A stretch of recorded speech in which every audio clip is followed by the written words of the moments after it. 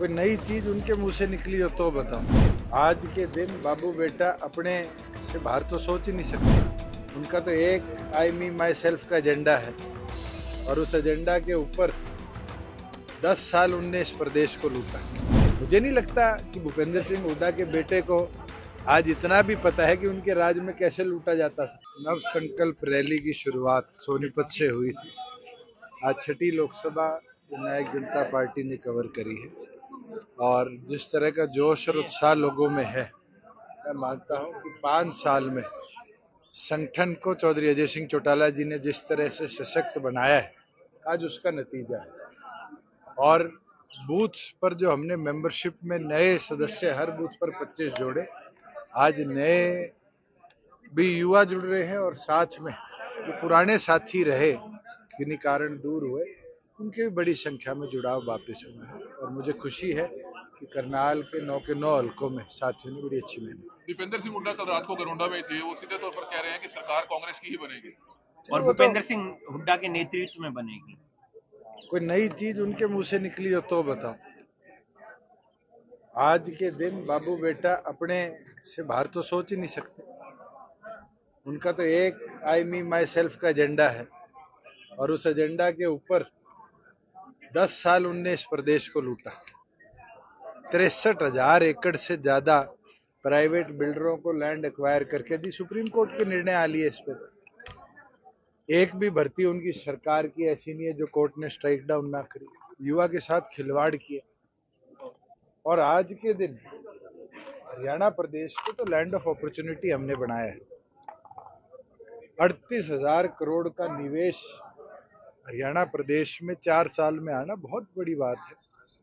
Covid किसान आंदोलन जैसी मार झेलने के बाद भी उद्योगपति विश्वास जता रहे, तो ये हमारी अच्छी पॉलिसीज का नतीजा है।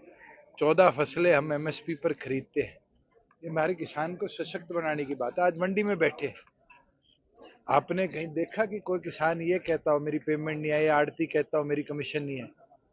ऑटोमेटेड सिस्टम से, पोर्टल के माध्यम से हमने 2 दिन के अंदर इसका डिसम्बर्समेंट शुरू की। आज पीले राशन कार्ड के लिए किसी को दफ्तर में जाने की जरूरत नहीं, घर बैठे पीला राशन कार्ड जिसके भी परिवार की आय 80 से नीचे बन जाता है। बुढ़ापा पेंशन जैसे ही 60 साल का बुजुर्ग होता है 3,000 रुपए उसके खाते में आने लग जाते हैं। फर्द के लिए पटवारी के पीछे घूमना पड़ता था, आज तो 20 रुपए में गांव के किसी सीएचसी सेंटर के, शहर के किसी सीएचसी सेंटर से आदमी अपनी प्रॉपर्टी का रिकॉर्ड निकाल सकता है। ये हमारे करे काम है।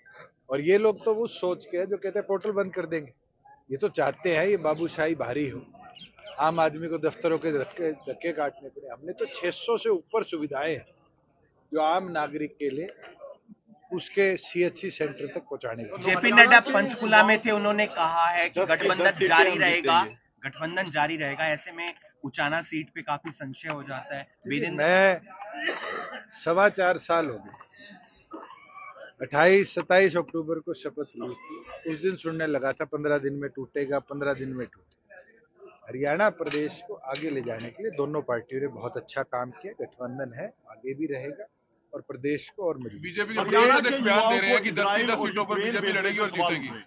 आज के दिन भारतीय जनता पार्टी अपने 10 की 10 सीटों पर काम कर रही है, हम अपनी पर कर रहे हैं। वो अपने 90 विधानसभाओं पर काम कर रहे हैं, हम अपनी 90 पर कर रहे हैं। तो दोनों पार्टियां बैठ के फैसला करें। अलायंस जब होता है ये चीज बड़ी साफ है कि बैठ के पार्टियां निर्णय करेगी और कार्यकर्ता उस पर फूल चढ़ाने का काम करेंगे। आप उचाना से ही चुनाव लड़ेंगे। इजराइल और यूक्रेन भेजने का सवाल उठाए जा रहे हैं। देखिए, कौशल रोजगार विभाग हरियाणा सरकार ने ठेकेदारी प्रथा को बंद करने के लिए बनाया और एक ऐसा कदम है जिसमें अब हमारे पास एक्सपीरियंस्ड युवा भी बहुत बड़ी मात्रा में आ रहे हैं।